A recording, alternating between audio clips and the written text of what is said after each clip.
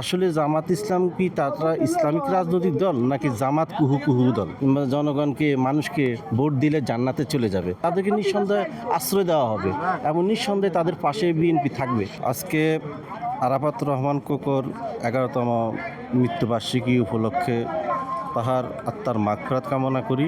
একই সাথে জিয়া পরিবার সহ বিএনপির অঙ্গ সংগঠন সহযোগী সংগঠন যারা আছে শোকাহত সকলের প্রতি গভীর সমবেদনা জানাচ্ছি। আজকের এই দিনে আমি আরাফাত রহমান কোকর স্মৃতির প্রতি স্মরণ করে একটি কথা বলবো, তিনি একজন সেরা ক্রীড়া সংগঠক ছিলেন। বাংলাদেশ ক্রীড়া অঙ্গনে তার অনেক অবদান রাখা হয়েছে। আমরা দেখেছি জামাতের আমির ডাক্তার শফিকুর রহমান সাহেব কিছুদিন আগে দেখলাম যে উনি একটা বক্তব্যে বলেছেন যে লন্ডন থেকে এসে কুহু কুহু শব্দ। জনগণের কাছে একটা প্রশ্ন হলো, আসলে জামাত ইসলাম কি তারা ইসলামিক রাজনৈতিক দল নাকি জামাত কুহু কুহু দল? এটা একটা জনগণের মধ্যে একটা প্রশ্ন জেগেছে। আরেকটি হলো জামাতের সেক্রেটারি জেনারেল জনাব গোলাম পরওয়ার সাহেব, তিনিও বললেন যে লন্ডন থেকে এসে একজন তাদেরকে সবক দিচ্ছে।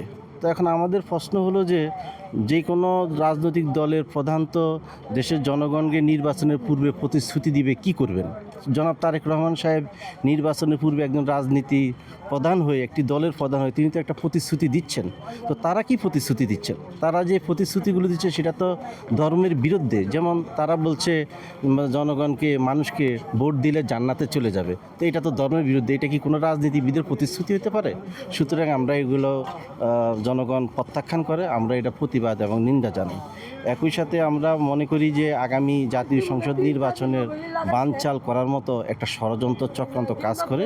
এখান থেকে যে কোনো মূল্যে হোক জামাত ইসলামকে সরে আসতে হবে। আমরা মনে করি বাংলাদেশ জাতীয়তাবাদী দল বিশ্বাস করে বাংলাদেশে যে মানুষের জনগণ আছেন সকলেই ধানের শীষ মার্কায় ভোট দিবেন। একই সাথে আওয়ামী লীগের নিরীহ যারা নেতাকর্মী আছেন, যারা নাকি কোনো অপরাধ করে নাই, ভুল করে নাই, তারা তো নিঃসন্দেহে কেন মানুষের সমস্যার সম্মুখীন হবে এবং তাদেরকে নিঃসন্দেহে বাংলাদেশ জাতীয়তাবাদী দল তাদের যারা অপরাধ করে নাই আওয়ামী লীগের নেতাকর্মী তাদেরকে নিঃসন্দেহে আশ্রয় দেওয়া হবে এবং নিঃসন্দেহে তাদের পাশে বিএনপি থাকবে। আমি আওয়ামী লীগের যারা নিরপরাধ ভালো তাদেরকে বলবো, আপনাদের কোনো ভয় নেই। আপনারা নিঃসন্দেহে মুক্তিযুদ্ধের সপক্ষে জাতীয়তাবাদী দলের ছায়াতলে পতাকা তলে এসে তারা দাঁড়াতে পারবে, থাকতে পারবে, এতে কোনো সমস্যা হওয়ার কোনো কারণ নাই।